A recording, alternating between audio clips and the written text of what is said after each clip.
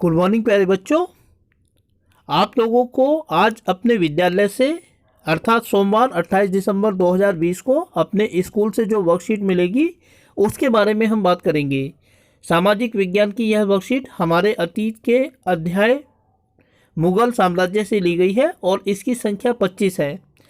तो दोस्तों, सबसे पहले हम देखेंगे कि मुगल साम्राज्य के बारे में इस वर्कशीट में क्या जानकारियाँ दी गई हैं और उसके बाद हम इस वर्कशीट में दिए गए प्रश्नों के उत्तरों की तरफ अपना ध्यान देंगे ताकि हम जान सकें कि वर्कशीट में जो प्रश्न हमारे सामने रखे गए हैं हमें उन्हें आंसर किस प्रकार करना है।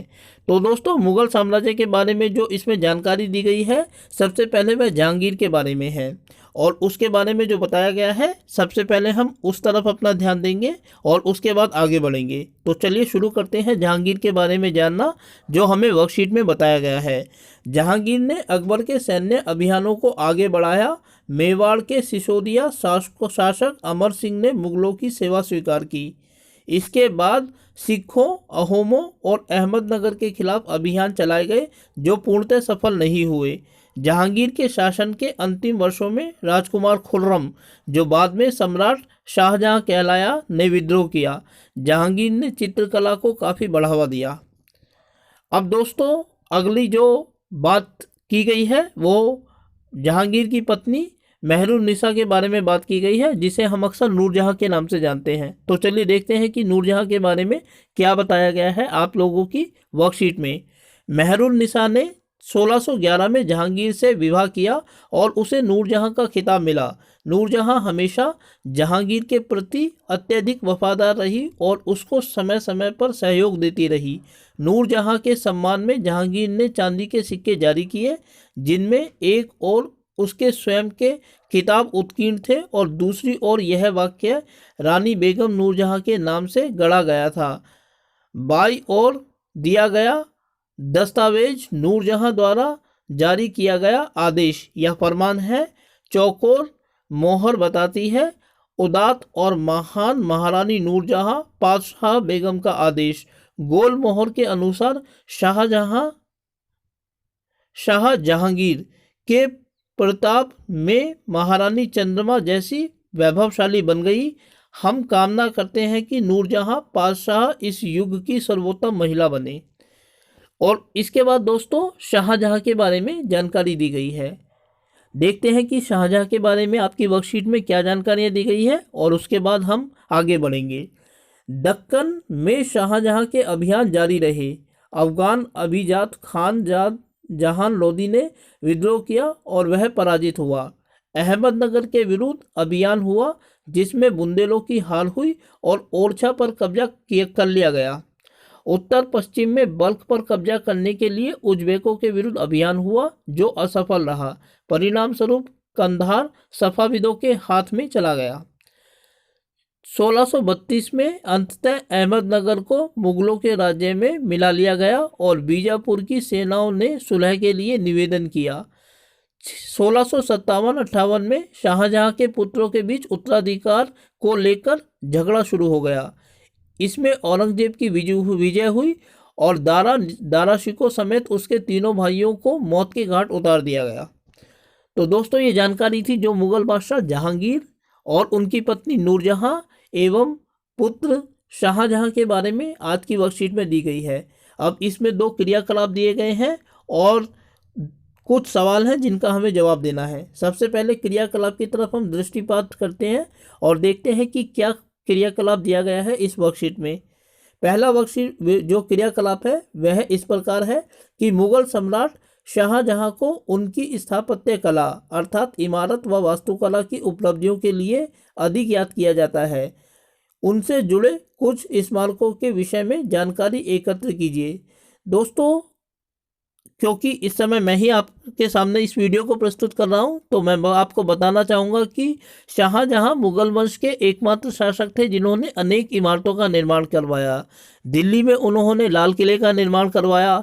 चांदनी चौक उनके द्वारा ही बसाया गया था।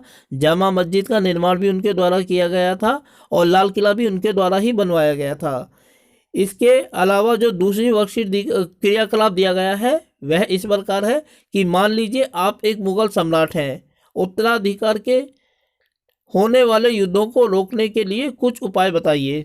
तो दोस्तों, हमने पिछली वर्कशीट के अंतर्गत देखा था कि मुगल उत्तराधिकार की शहदायत परंपरा को मानते थे। शहदायत परंपरा के अंतर्गत यह होता था कि मुगल बादशाह का जो साम्राज्य होता था वो उसके सभी पुत्रों में बराबर बराबर बांट दिया जाता था। इसने आगे चलकर उत्तराधिकार के युद्धों को शुरू कर दिया था, क्योंकि कोई एक राजकुमार पूरे साम्राज्य पर अपना अधिकार स्थापित करने के लिए विद्रोह कर देता था और यह सब बादशाह के जीते जी ही शुरू हो जाता था।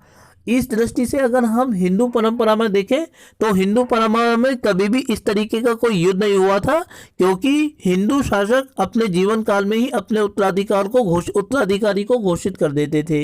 इस प्रकार अगर हम मुगल शासक होते तो हम यह कर सकते थे कि अपने जीवन काल में ही हम अगले शासक को घोषित कर सकते थे, ताकि बाकी जो राजकुमार हैं वो इस नियम के खिलाफ आवाज़ ना उठा सकें।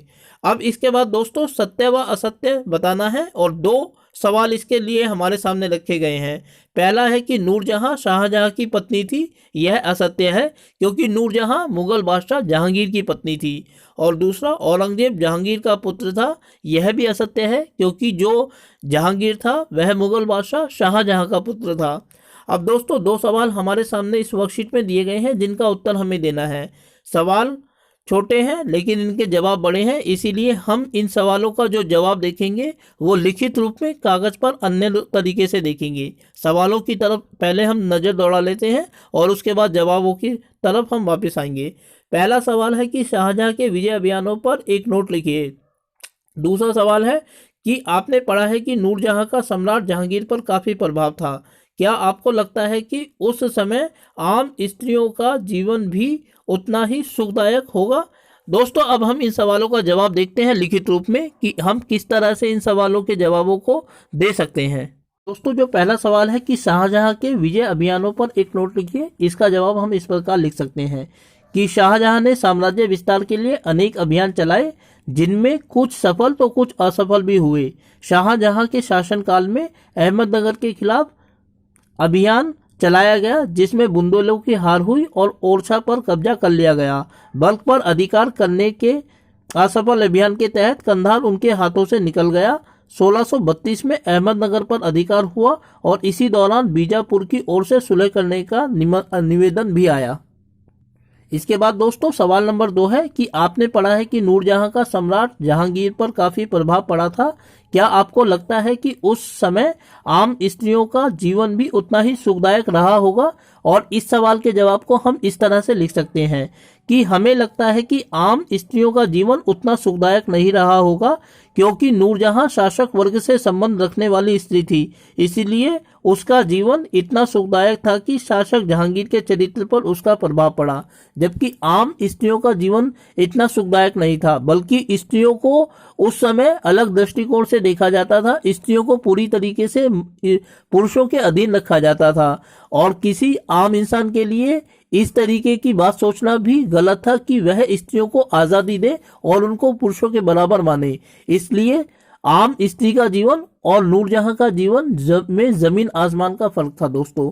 तो दोस्तों यह थी आप लोगों की आज की सामाजिक विज्ञान की वर्कशीट नंबर 25, जिसमें हमने मुगल शासक जहांगीर, उनकी पत्नी नूरजहां और उनके पुत्र शाहजहां का अध्ययन किया। दोस्तों उम्मीद करता हूं कि आपको वीडियो अच्छी लगी होगी और साथ ही आपसे अनुरोध करता हूं कि वीडियो अच्छी लगी तो वीडियो को लाइक करें और चैनल को सब्सक्राइब करें और ऐसी ही वीडियोस को देखने के लिए बने रहे मेरे साथ मेरे यूट्यूब चैनल सिंपल एजुकेशन पर। और अगली वीडियो तक अपना ध्यान रखिए दोस्तों, क्योंकि हमें कोविड से लड़ना है और कोविड को हराना है। तो दोस्तों अगली वीडियो तक के लिए आप लोगों से विदा लेना चाहूँगा। वीडियो को देखने के लिए आपका बहुत बहुत धन्यवाद।